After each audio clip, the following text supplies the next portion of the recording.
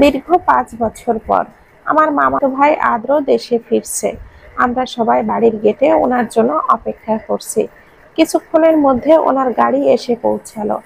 আদ্র গাড়ি থেকে নামার পর ওনার সাথে আরো একজন নামলো, যাকে দেখে আমার বুকের ভেতর ধক করে উঠলো। আমি কখনোই আদ্র ভাইয়ের সাথে ওনাকে আশা করিনি। এতগুলি বছর পর ওনাকে দেখব আমি স্বপ্নেও ভাবিনি। কিন্তু উনি হঠাৎ এত বছর পর আবার এখানে কেন আসলো? খুব তো 5 বছর আগে আমাকে কাঁদিয়ে চলে গিয়েছিল, তাহলে আবার ফিরে আসলো কেন? ভালোই তো ছিলাম ওনার ফেলে যাওয়া স্মৃতি নিয়ে। মাহির ভাবনার মাঝেই মেহেরাব গাড়ি থেকে বেরিয়ে আদ্রর সাথে বাড়ির মধ্যে চলে গেল।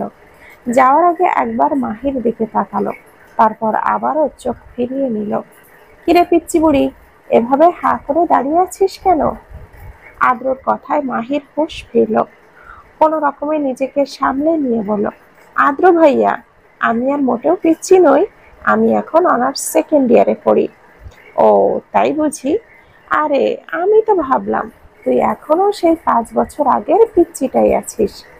আদ্র মাহির পেছনে না লেগে ভেতরে যা। দাদু কিন্তু তোদের দুজনের ওপরে অনেক রেগে আছে। সেই যে বাড়ি থেকে দুটো রাগ করে বেরিয়ে গেলি আর ফিরলি 5 বছর পর, অনেকটা সময়।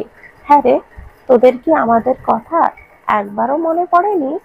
আর মেহেরাব, ছোট মাকে একেবারে ভুলে গেলি?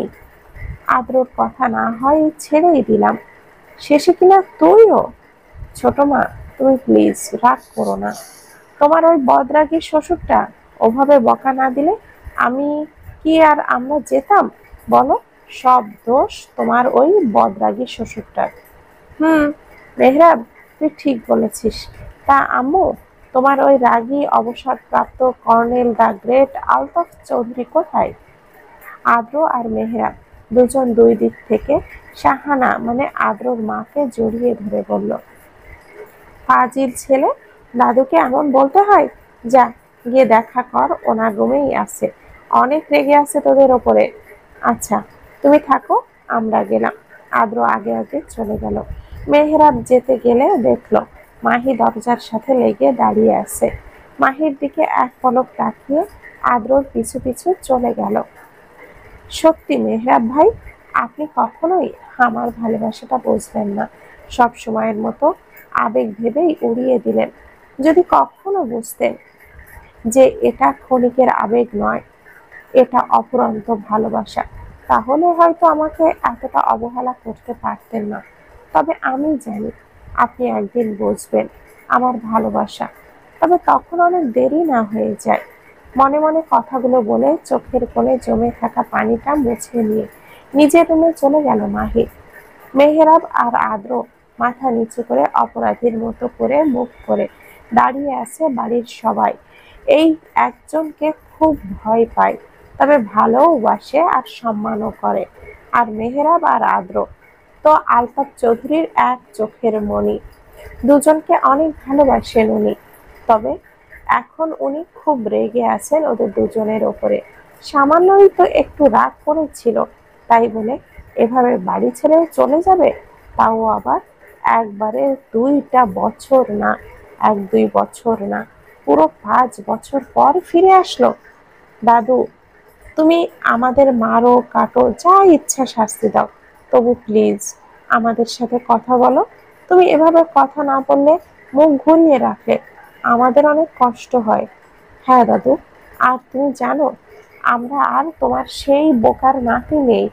আমরা এখন অনেক বড় হয়ে একটা রেস্টুরেন্টের মালিক। আমাদের বিজনেসের প্রায় সারা বাংলাদেশে। তুমি আর আমাদেরকে বেকার বলতে পারবে না। এখন তো আমরা নিজের পায়ে দাঁড়িয়েছি, এবার তো কথা বলো প্লিজ দাদু। পেছন মুখ করে দাঁড়িয়ে থাকা আলতাফ চৌধুরী এবার পেছনে ঘুরে তাকিয়েই বলল, তোরা আমাকে কি ভাবিস বলতো? আমি পাথর? ওরে, আমারও কষ্ট হয়, আমিও তোদেরকে ভালোবাসি। হ্যাঁ, প্রকাশ করতে পারি না, এটাই আমার সমস্যা। তাই বলে তোরা আমায় এইভাবে ছেড়ে চলে যাবি? আর মেহরাব, তুই আমায় পর ভাবতেই পারিস, কিন্তু আমি নই। তুই শুধু আমার বন্ধুর নাতির ছেলে না, আদ্রর মতো তোকেও আমি আমার ছেলের সন্তানই মনে করি। হয়তো তোরা দুজনই আমায় পর ভাবতিস, তবে আমি না। কথাটা বলতেই মেহেরাব আর আদ্র এসে আলতাফ চৌধুরীকে জড়িয়ে ধরল। কে বলেছে আমি তোমায় পর ভাবি? তুমিও তো। আমি, দাদু আর আমরা তোমায় অনেক ভালোবাসি। আলতাফ চৌধুরী এবার ওদের দুজনকে জড়িয়ে ধরে আদর করে কান্না মিশ্রিত হাসি দিয়ে বলল, যাক, অবশেষে সবটা ঠিক হলো। এবার শান্তিতে আদ্র আর মাহির বিয়েটা দেওয়া যাবে। আলতাফ চৌধুরীর কথা শুনে আদ্র আর মেহেরাবের হাসির মুখটা মুহূর্তেই ফ্যাকাশে হয়ে গেল। আচ্ছা, তোরা অনেক দূর থেকে এসেছিস, আগে গিয়ে হাত মুখ ধুয়ে নে, তারপর বসে এইসব নিয়ে আলোচনা করা যাবে, ওকে? আদ্র দাদুকে বিদায় জানিয়ে রুম থেকে বেরিয়ে গেল। দাদু, আমিও যাই? বলো, বাসায় যেতে হবে। আর আব্বু আম্মু চিন্তা করছে। মেহেরাবও বিদায় নিয়ে চিন্তিত মুখ করে রুম থেকে বেরিয়ে গেল। মাহি এই দিকেই আসছিল, তখনই মেহেরাবের সাথে ধাক্কা খেয়ে পড়ে যেতে যাচ্ছিল। তখনই মেহেরাব মাহিকে ধরে ফেলল, এক হাত মাহির কোমরে আর অন্য হাত মাহির মাথায়। আর মাহি চোখ দুটো বন্ধ করেই শক্ত হাতে মেহেরাবের শার্টের কলারটা ধরে রেখেছে। মেহেরাব অপলক দৃষ্টিতে মাহির দিকে তাকিয়ে আছে, যেন কত বছরের পিপাসা মেটাচ্ছে। চোখের পলক ফেলতেই ভুলে গেছে মনে হচ্ছে। চোখের পলক ফেললেই দেখা কম হয়ে যাবে। মাহি আস্তে করে চোখ মেলে তাকালো, দেখলো এক জোড়া চোখ মাতাল দৃষ্টিতে ওর দিকে তাকিয়ে আছে, যেন চোখের ভাষায় অনেক কিছু বলতে চাইছে। মেহরাব এক হাত দিয়ে মাহির মুখের উপরে আসা চুলগুলো আলতো করে সরিয়ে দিল নিজের অজান্তেই। ঠোঁট দুটি এগিয়ে নিয়ে গেল মাহির কপালের দিকে। মাহি নিজের রাগ অভিমান ভুলে আবেশে চোখ দুটি বন্ধ করে নিল। মেহরাবের কিছু একটা মনে পড়ায় হুঁশ আসতেই সে মাহিকে ছেড়ে দিল। আবেগের বশে ও অনেক বড় ভুল করতে যাচ্ছিল। অনেকক্ষণ হয়ে যাওয়ার পরও মেহেরাবের কোনো সাড়া শব্দ না পেয়ে মাহি চোখ মেলে তাকালো। কিভাবে হাঁটছিস যে যখন তখন যেখানে সেখানে পড়ে যাস? এত বড় হয়েছিস, এখনো ভালো করে হাঁটা শিখলি না? এরপর থেকে ভালো করে দেখে শুনে হাঁটবি, নয়তো পরের বার আর আমি ধরতে আসবো না। যত সব। কথাগুলো বলে মেহরাব চলে গেল আর মাহি টলমল চোখে মেহেরাবের যাওয়ার দিকে তাকিয়ে থাকলো। এটা কোনো নিয়ম হলো আম্মু? এই নিয়ম কে তৈরি করেছে বলো তো? নিজের ফুফাতো বোনকে বিয়ে করতে হবে, এটা কেমন কোনো কথা? হুম, তোর দাদু ও আগে থেকেই এই নিয়ম মেনে আসছে। তোর দাদুও তার ফুফাতো বোনকে বিয়ে করেছে, আর তোর বাবাও তার ফুফাতো বোনকে বিয়ে করেছে। তাই সেই নিয়ম অনুযায়ী তোকেও মাহিকে বিয়ে করতে হবে।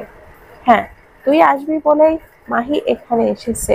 ও হয়তো কালকেই চলে যাবে, ওকে গিয়ে দিয়ে আসবি, নয়তো কিন্তু দাদু রাগ করবে।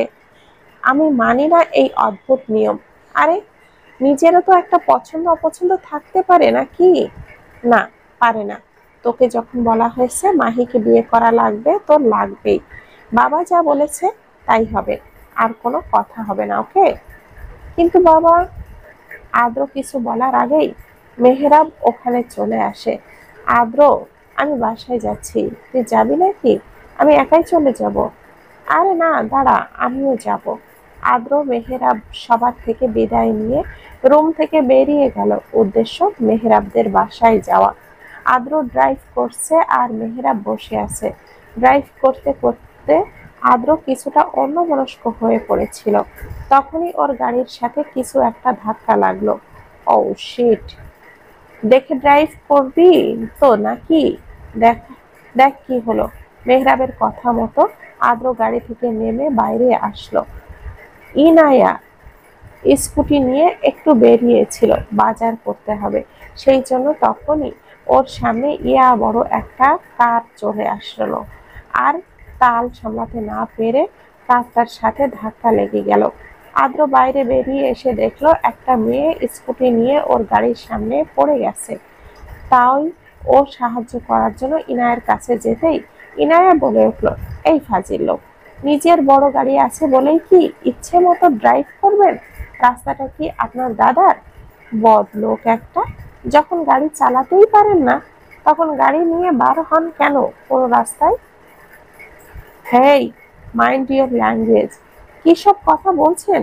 মানছি যে আমার গাড়ির সাথে ভুল করে আপনার স্কুটি ধাক্কা লেগে গেছে, তাই বলে কি বাপদাদা তুলে কথা বলছেন? আমার না হয় রাস্তাটা দাদার নয়, তা এই রাস্তাটা কি আপনার বাবার? না রে, আপনার বাবার আর আমার বাবার না, আমার আঙ্কেল লাগে। চোখ থাকতে অন্ধ কোথাকার। ইনায়ার এহেন কথায় আদ্র পুরাই বোকা বনে গেছে।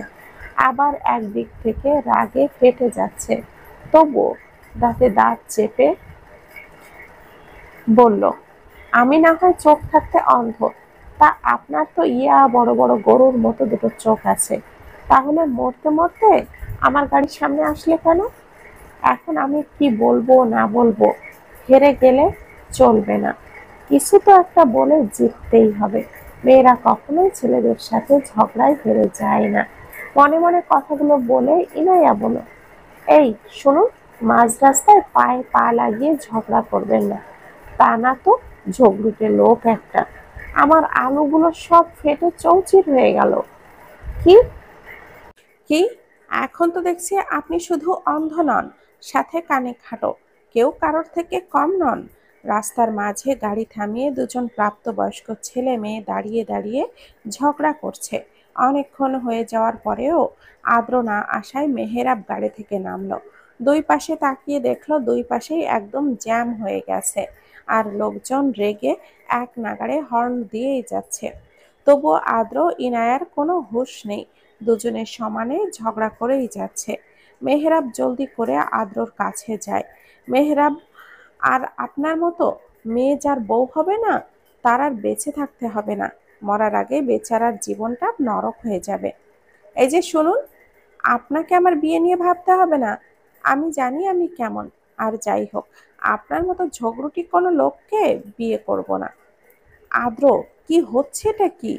বাচ্চাদের মতো মাঝ রাস্তায় দাঁড়িয়ে ঝগড়া করছিস? ভালো করে চারপাশে তাকিয়ে দেখ, পুরো রাস্তা জ্যাম হয়ে গেছে, চল এখান থেকে। আদ্রকে টানতে টানতে গাড়ির কাছে নিয়ে যেতে যেতে বলল মেহরাব, আপনাকে আমি দেখে নেব মিস বকবক। যেতে যেতে বলল আদ্র, দেখুন না দেখুন, ভালো করে দেখুন, সামনেই তো আছি, ঝগড়ুটে লোক একটা। এক বস্তা রাগ নিয়ে বাড়ি ফিরল ইনায়া। থুপথাপ পা ফেলে রুমের ভেতরে চলে গেল। এখনো আদ্রকে বকেই যাচ্ছে। বাজারের ব্যাগটা রেখে সোজা রুমে চলে গেল। তারপর হাত মুখ ধুয়ে মাথায় একটু পানি নিল, কেননা এখন মাথাটা ঠান্ডা করা দরকার। কতটা খারাপ লোক, বড় গাড়ি আছে বলে রাস্তায় এইভাবে চালাতে হবে। আল্লাহ না করুক, যদি আমার কিছু হয়ে যেত, তাহলে আমার মাকে কে দেখতো? ভাগ্যিস আল্লাহ ঠিক সময়ে বাঁচিয়ে দিয়েছে। আবার যদি ওই লোকটার সাথে দেখা হয়, তবে ওনাকে বুঝিয়ে দেব এই ইনায়া কি জিনিস, আর ওনার থেকে কিছু টাকাও নেব, কেননা ওনার জন্য আমার স্কুটির সামনের আয়নাটা ভেঙে গেছে। কিরে, কার সাথে কথা বলছিস আর কাকেই বা এভাবে বকা দিচ্ছিস? আর বলো না মা, জানো আজকে কি হয়েছে? তারপর ইনায়া ওর মাকে সবটা খুলে বলল। আচ্ছা, তুমি বলো আম্মু, যদি আমার কিছু হয়ে যেত? আর তুমি তো জানোই আমি কত সুন্দর করে স্কুটি চালাই, একদম এক সাইড দিয়ে। বলো, তুই যে কোনো কেমন করে স্কুটি চালাস সেটা আমি ভালো করেই জানি।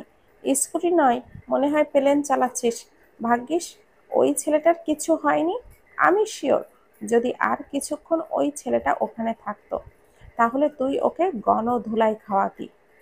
কি, তুমি আমার আপন মা না হয়ে আমায় বলতে পারলে এই কথা? মনে তো হচ্ছে তোমার ওই ছেলেটার জন্য প্রাণ কাঁদছে। যাও না, যাও, গিয়ে ছেলেটাকে মেয়ের জামাই বানাও। না থাক, আমার শুধু শুধু কারোর জীবন নষ্ট করার কোনো ইচ্ছেই নেই। আম্মু, আরে আমি তো মজা করছিলাম, আমার মেয়েটা অনেক ভালো, একদম সোনা মেয়ে। আয়, খেতে আয়, আমি খাইয়ে দিচ্ছি। মেহরাব, তুই বরং মাহিকে বাসায় দিয়ে আয়।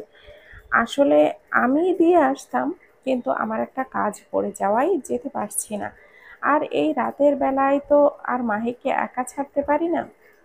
আদ্রর কথা কেন জানি মেহেরাবের বিশ্বাস হলো না, তাই ভুরু কুঁচকে বলল, তোর আবার এখানে কিসের কাজ? আর তোর কাজ পড়লে আমি জানতাম না? সত্যি করে বল। আর আমি মাহিকে পৌঁছে দিতে পারবো না। পারলে তুই গিয়ে দিয়ে আয়, নয়তো ওর বাসায় যাওয়ার কোনো দরকার নেই। মেহেরাব শেষের কথাটা যেন মাহি শুনে ফেলল। আসলেই ও ভেতরে গিয়েছিল রেডি হতে, আর সবার থেকে বিদায় নিয়ে খুশি মনে বাইরে গাড়ির কাছে আসতেই মেহেরাবের কথাটা শুনতে পেল। মাহির চোখের কোণে পানি জমে গেল। কোনো রকমে কান্না আটকিয়ে মেহেরাবদের সামনে গিয়ে বলল, আদ্র ভাইয়া, আপনি যদি সময় হয় তাহলে আমায় দিয়ে আসতে পারেন, নয়তো থাক, আপনাদের কাউকেই আমায় দিয়ে আসতে হবে না, আমি একাই যেতে পারবো। আসলে কারোর ইচ্ছার বিরুদ্ধে তো আর কাউকে দিয়ে কিছু করানো যায় না। এই বলেই মাহি চলে গেল। নে, হলো তো? ও তো চলেই গেল, যা, ওকে আটকা। আমি কেন যাব?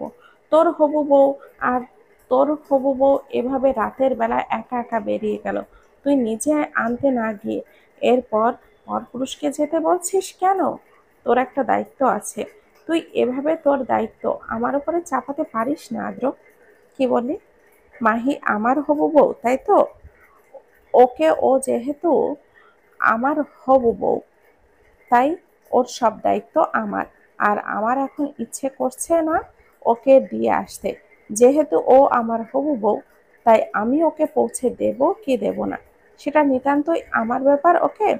এই বলেই আদ্র মাহির দিকে যে রাস্তায় গিয়েছে সেই দিকে না গিয়ে তার উল্টো রাস্তায় চলে গেল। আহারে, মাহি তো এই রাস্তা দিয়েই গেছে, তুই অন্য রাস্তায় যাচ্ছিস কেন? আর ও সেই কখন গিয়েছে? যদি কোনো স্থানে কোনো বিপদ হয়, তোর যখন মাহিকে নিয়ে এতই চিন্তা, তাহলে তুই যা, আমাকে কেন বলছিস? আমি যখন রাতের এই ঠান্ডা হাওয়া খাবো আর রাতটাকে উপভোগ করব। কতদিন পরে দেশে আসলাম। জ্যাকেটের পকেটে হাত ঢুকিয়ে হাঁটতে হাঁটতে বলো, আদ্র, কেননা ও জানে মেহেরাব ঠিক মাহিকে ওর বাসায় পৌঁছে দেবে, তাও সই সালামতে। হাঁটতে হাঁটতে প্রায় অনেক দূর চলে আসছে মাহি। রাতের শহর, চারিদিকে আলো জ্বলছে, যেন মনে হচ্ছে রাত নয়, এখন দিন। রাস্তা দিয়ে সাই সাই করে একের পর এক গাড়ি চলে যাচ্ছে। মাহি সেই দিকে তাকিয়ে বলল, আচ্ছা, আমি যদি এখন এই গাড়ির নিচে চাপা পড়ে মারা যাই, তাহলে কি মেহেরাব ভাই কাঁদবে, নাকি বলবে যে বাঁচলাম, অবশেষে আপদ দূর হলো? মাহির ভাবনার মাঝে মেহেরাব গাড়ি নিয়ে এসে মাহির সামনে দাঁড় করিয়ে বলল, রাস্তার দিকে তাকিয়ে ওভাবে কি দেখছিস? যেটা করার কথা ভাবছিস সেটা মন থেকে আর মাথা থেকে পুরোপুরি ভাবে মুছে ফেল, নয়তো মেরে এসব ফালতু ভাবনা ভাববার জন্য মাথা ফাটাই দেব। জলদি গাড়িতে ওঠ। উনি তো আমার মনের সব কথাই বুঝতে পারে, তাহলে আমি যে ওনাকে ভালোবাসি এটা কেন বুঝতে পারে না? নাকি বুঝেও না বোঝার ভান করে থাকে? কিরে, কথা কানে যাচ্ছে না? রাস্তার মধ্যে এমন নাটক না করে গাড়িতে ওঠ। অনেক জার্নি করে এসেছি, ভীষণ ক্লান্ত লাগছে। তোকে বাসায় পৌঁছে দিয়ে লম্বা একটা ঘুম দিব। তো যান। আপনাকে কে আসতে বলেছে? আমি নিজেই তো বাসায় চলে যেতে পারবো, কাউকে পৌঁছে দিতে হবে না। মাহি, রাস্তার মাঝে ঝামেলা করিস না, চুপচাপ গাড়িতে উঠে বস। তোর সাথে ঝগড়া করার মুড নেই, অনেক খারাপ লাগছে। একটু ভালো করে বললে কি হয়? আমি কি এতই খারাপ যে আমার সাথে একটু ভালো করে কথা বলা যায় না? নিজের মনের কথাগুলো বলে একরাশ অভিমান নিয়ে মাহি গাড়িতে চড়ে বসলো। মাহি গাড়িতে বসতেই মেহেরাব গাড়ি স্টার্ট দিল। তারপর শুধুই পিন পিন নীরবতা, কেউ কোনো কথা বলছে না। গাড়ি মাহিদের বাসার সামনে আসতেই মেহেরাব মাহিকে নামতে বলল, কিন্তু মাহি না নেমে সামনের দিকে তাকিয়ে বলল, আচ্ছা মেহেরাব ভাই, আমি কি অনেক খারাপ? আমাকে কি একটুও ভালোবাসা যায় না? কথাটা বলে মেহেরাবের দিকে তাকালো মাহি, আর চোখ থেকে টুপটুপ করে এক ফোঁটা পানি গড়িয়ে পড়ল। বেশি কথা না বলে ভেতরে যা, অনেক রাত হয়েছে। নিশ্চয়ই তোর বাবা মা তোর জন্য চিন্তা করছে। আর এইসব চিন্তা বাদ দিয়ে পড়ায় মন দে। আর সামনের মাসে তো তোর বিয়ে, সে কথা ভুলে যাস না। সামনের দিকে তাকিয়ে বলল মেহেরাব। নিরাশ হয়ে কিছুক্ষণ মেহেরাবের দিকে তাকিয়ে থেকে মাহি গাড়ি থেকে নেমে চলে গেল। মেহেরাব কিছুক্ষণ মাহির যাওয়ার পানে চেয়ে থেকে একটা দীর্ঘশ্বাস ফেলে সিটে গা এলিয়ে দিয়ে মাহির দিকে তাকিয়ে আছে। যতক্ষণ না মাহি বাসার ভেতরে যায় ততক্ষণ।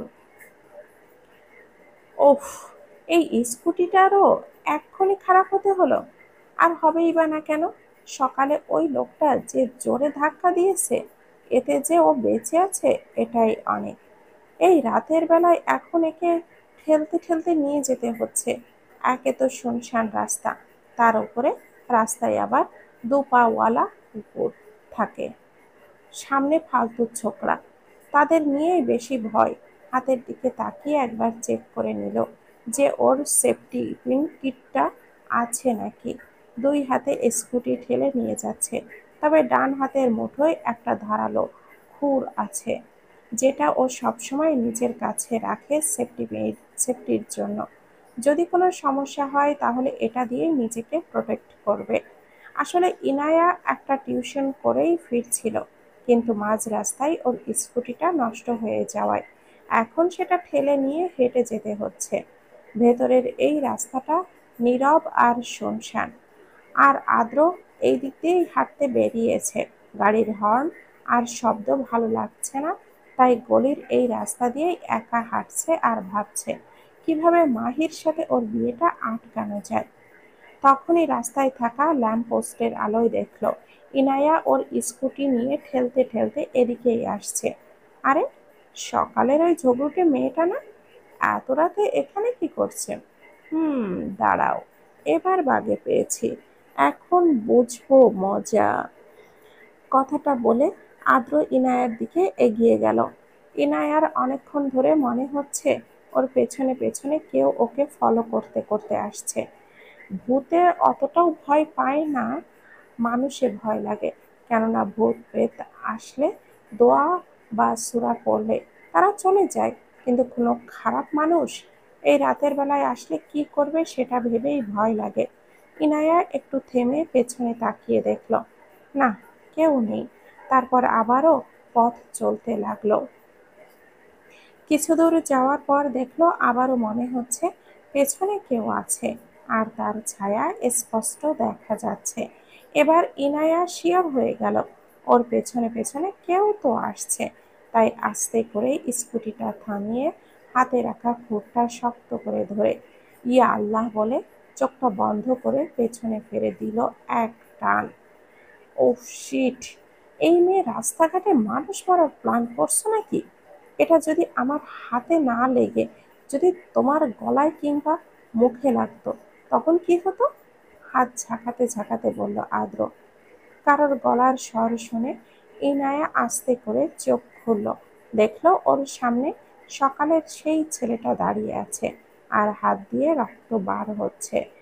পেছনে আদ্রকে দেখে ইনায়ার মাথা গরম হয়ে গেল। এই, আপনি কি পাগল? যখন দেখলেন আমি তখন কথা বলা বন্ধ হয়ে যায় না? এভাবে বাজে ছেলেদের মতো পিছু পিছু আসছিলেন কেন? তাতে তোমার কি? আর এটা সরকারি রাস্তা, আমার যেমন ইচ্ছে তেমন ভাবেই যাব, তোমার কি তাতে? আপনি না একটা যাচ্ছে তাই, আপনার সাথে কথা বলাই বেকার। এটা বলেই ইনায়া নিজের স্কুটি নিয়ে যেতে গিয়ে আবারও পেছনে ফিরে দেখল আদ্রর হাত থেকে তো পড়ছে, তাই আবারও ফিরে এসে স্কুটিতে থাকা একটা কাপড়ের টুকরো দিয়ে আদ্রর হাতটা বেঁধে দিল। কি ভেবেছিলেন নিজের ওড়না ছিঁড়ে আপনার হাত বাঁধবো? মোটেও না, নিহাতি ভুল করে আপনার হাতে লেগে গেছে, তাই মানবতার খাতিরে কাজটা করলাম। ওকে, গুড বাই। দেখো, আবার ভয় পেও না যেন। বলা তো যায় না, সব সময় তো আবার আমার মতো ভালো ছেলে রাস্তায় থাকবে না। ও মিস্টার, আমি অতটাও ভীতু নই, ওকে? আর নিজের রক্ষা নিজেই করতে পারি, আপনাকে এত জ্ঞান দিতে হবে না। ইনায়া স্কুটি নিয়ে ঠেলতে ঠেলতে সামনের দিকে চলে গেল। কিছু দূর যাওয়ার পর সামনে দেখলো ৩-৪টা ছেলে একসাথে বসে সিগারেট খাচ্ছে আর আড্ডা দিচ্ছে। যদি একজন হতো তাও কথা ছিল, কিন্তু এখানে তো 4 জন, আর এরা ভালো না খারাপ তাও জানি না। এর থেকে তো ওই মিস্টার ঝগড়ুটাই ভালো ছিল। ইনায়া স্কুটি ঘুরিয়ে নিয়ে আবারও আদ্রর দিকে গেল। আদ্র ওখানে দাঁড়িয়েই নিজের কাটা হাতটা দেখতেছিল। তখনই ইনায়া ওর সামনে এসে বলল, মনে হয় ক্ষতটা বেশি গভীর নয়, 3-4 দিনে ওখানে ঔষধ দিলেই সেরে যাবে। কারোর গলার স্বর শুনে আদ্রর সামনে তাকিয়ে দেখল ইনায়া দাঁড়িয়ে আছে। কি হলো, আপনি না চলে গেলেন, তাহলে আবার ফিরে আসলেন কেন? কি চাই? কেন, এমনি আসতে পারি না নাকি? শুনুন, কাটা স্থানে না, ওই একটা মলম আছে না, কি কি যেন নামটা ঠিক মনে পড়ছে না, ওটা লাগাবেন, তাহলে দেখবেন অল্প কয়েকদিনের মধ্যেই সেরে যাবে। এতটা পেঁচিয়ে সোজা আসল কথাটা বলুন। আসলে ওইদিকে না 3-4টা ছেলে বসে আছে, তাই বলছিলাম কি, আপনি যদি আমায় একটু এগিয়ে দিয়ে আসতেন তাহলে অনেক উপকার হতো। আর মানুষ তো মানুষের জন্য, তাই না? ওই যে একটা গান শোনেন নাই, মানুষ মানুষের জন্য, জীবন জীবনের জন্য, একটু মহানুভবতা কি মানুষ পেতে পারে না? ও, তাই তো বলি, ধানি লঙ্কা হঠাৎ করে এত মিষ্টি হয়ে গেল কিভাবে? তাহলে এই ব্যাপার। তো ওইদিকে যদি ছেলে থাকে, তাহলে আমিও তো ছেলে নাকি? আমাকে দেখে আপনার মেয়ে মনে হচ্ছে? না, সেটা না, আমি বলতে চাইছি ওই ছেলেরা খারাপ, তবে আপনাদেরকে দেখে মনে হচ্ছে আপনি ওদের মতো নন, আপনি ভালো। তাই বলছি, একটু এগিয়ে দিন না, বাড়িয়ে। আহ, আমার মা টেনশন করছে তো। তখন কে যেন বলছিল যে কেউ নাকি অনেক সাহসী, কাউকে ভয় পায় না, সে একাই 100। তা কোথায় গেল এত সাহস? সব ফুস। বলেছি তো, আমার ভুল হয়ে গেছে, এত ভাবনাও কি আছে? একটু এগিয়ে দিয়ে আসলে কি হয়? আদ্র কিছুক্ষণ ইনায়ার দিকে তাকিয়ে থেকে বলল, ওকে, চলুন। তারপর আদ্র ইনায়াকে সাথে নিয়ে একবারে ওর বাড়ির সামনে পৌঁছে দিয়ে তারপরে নিজের বাসার দিকে রওনা হলো। এই মেহরাব, আর কত ঘুমাবি? এবার ওঠ, অনেক বেলা হয়ে গেছে, এখনো পড়ে পড়ে ঘুমাচ্ছিস কেন? কোনো কাজ নেই? আর সেই কখন থেকে তোর ফোনটা বেজে যাচ্ছে, সেদিকে খেয়াল আছে? উফ, আম্মু, সকালে ডাকছো কেন? ঘুমাতে দাও তো, ভালো লাগছে না, অনেক ঘুম পাচ্ছে। কথাটা বলে মেহরাব আড়মোড়া ভেঙে আবারও ঘুমিয়ে পড়ল। কিন্তু ঘুম আসার আগেই ওর ফোনটা বিকট শব্দে বেজে উঠল। একরাশ বিরক্তি নিয়ে ফোনটা কানে ধরল মেহরাব। 20 মিনিট সময় দিচ্ছি, ঠিক 20 মিনিটের মধ্যে আপনি আমার বাসার সামনে আসবেন, তারপর আমাকে এখান থেকে নিয়ে ইউনিভার্সিটিতে দিয়ে আসবেন। মাহির কণ্ঠ শুনে মেহরাব ফোনটা কান থেকে সামনে এনে দেখল সে সত্যিই মাহি ফোন দিয়েছে। ততক্ষণে মেহরাবের মা ওখান থেকে চলে গিয়েছে। সকাল সকাল ফোন দিয়ে আমার কাঁচা ঘুম নষ্ট করে কি সব ভুলভাল কথা বলছিস? একদম রাগ দেখাবেন না আমায়, বলে দিলাম। আর আমি আমাদের বাসার সামনের রাস্তায় দাঁড়িয়ে আছি, জলদি আসুন, নয়তো কিন্তু আমি চলে আসব আপনার বাসায়। আর সেটা যদি দাদু জানতে পারে, তাহলে কি হবে জানেন তো? আমি তো বলবো যে আপনি আমায় যেতে বলেছিলেন। খুব সাহস বেড়েছে তোর। আমাকে যদি এখন সত্যি আশা লাগে, তখন দেখাবো মজা। আর চুপচাপ ফোনটা কেটে আদ্রকে কল দে, তারপর ওকে বল তোকে ভার্সিটিতে দিয়ে আসতে। আর যদি তাও না পারিস, তাহলে ওখান থেকে একটা রিক্সা নিয়ে সোজা আদ্রর বাসায় চলে যাবি। ওকে কথাগুলো ভালো করে মাথায় ঢুকিয়ে নে। আর আমাকে ফোন দিবি না, এখন আমি ঘুমাবো, মোটেও বিরক্ত করবি না। রিক্সা তো আমি নিবই, তবে আদ্র ভাইয়াদের বাসায় যাওয়ার জন্য নয়, আপনার বাসায় আসছি আমি। ঠিক 20 মিনিট অপেক্ষা করব, তারপর আমি আসছি। কথাগুলো বলেই মাহির ফোনটা কেটে দিয়ে নিজের বুকে ফু দিল। আজকে অনেক সাহস সঞ্চয় করে কথাগুলো বলেছে মেহরাবকে। আমি ঠিক জানি উনি আমায় ঠিক নিতে চলে আসবে। ফোনের দিকে তাকিয়ে মেহরাব একটা দীর্ঘশ্বাস নিয়ে রেগে ফোনটা আছড়ে মেরে পায়ের কাছে ফেলে দিয়ে উঠে বসে পড়ল। এরা দুজনে আমায় পাগল করে দেবে। এদের দেখে কে বলবে যে আর কয়েকদিন পর এদের বিয়ে। মাঝে মাঝে মনে হয় আদ্র নয়, মাহির বিয়ে আমার সাথেই হবে। না না, আমি এসব কি ভাবছি? এসব কথা যদি জাদু জানতে পারে তাহলে উনি অনেক কষ্ট পাবে, আর আমি কিছুতেই দাদুকে কষ্ট পেতে দেব না। মাহি আর আদ্রর বিয়ে যে করেই হোক দিতেই হবে, কেননা এটা দাদুর ইচ্ছে। আর আমার যত কষ্টই হোক দাদুর ইচ্ছে পূরণ করেই ছাড়বো। কথাগুলো ভেবে মেহেরাব উঠে চলে গেল। এখন আবারও ফ্রেশ হয়ে মাহিকে নিয়ে আসতে হবে, কি জ্বালা। সূর্যটা প্রায় মাথার উপরে, ঘড়িতে হয়তো 2টা সুই সুই কিংবা এর কম। একটা মোটা সোটা ফাইল বুকের সাথে চেপে ধরে হেঁটে চলেছে ইনায়া। অনেক কষ্টে অনার্সটা শেষ করে এখন বসে আছে, কেননা এর পরে আর পড়ার টাকা নাই। এখন কষ্ট করে ছোটখাটো একটা চাকরি জোগাড় করতে পারলেই শান্তি, তাতেই মা মেয়ের চলে যাবে। বাবা যদি অ্যাক্সিডেন্টে মারা না যেত তাহলে হয়তো এত কষ্ট সহ্য করতে হতো না। তাতে কি, আল্লাহ তাআলা যা করে ভালোর জন্যই করে।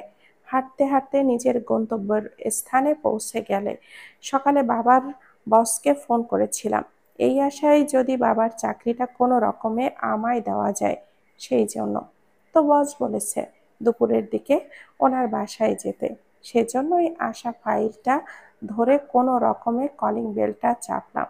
প্রায় অনেকক্ষণ সময় পরে একজন ভদ্রমহিলা এসে দরজাটা খুলে দিল। তারপর অমায়িক একটা হাসি দিয়ে বলল, কাকে চাই? কি সুন্দর সেই হাসি! আমি একটা মেয়ে হয়ে ওনার হাসির প্রেমে পড়ে যাচ্ছি। বয়সকালে উনি হয়তো অনেক সুন্দরী ছিল, যাকে বলে চোখ ধাঁধানোর সুন্দরী। আচ্ছা, ওনার কোনো ছেলে মেয়ে আছে কি না জানি, ওরা কত সুন্দর না জানি। আমার ভাবনার মাঝেই উনি আবারও বলে উঠলেন, বললে না তো কাকে চাই?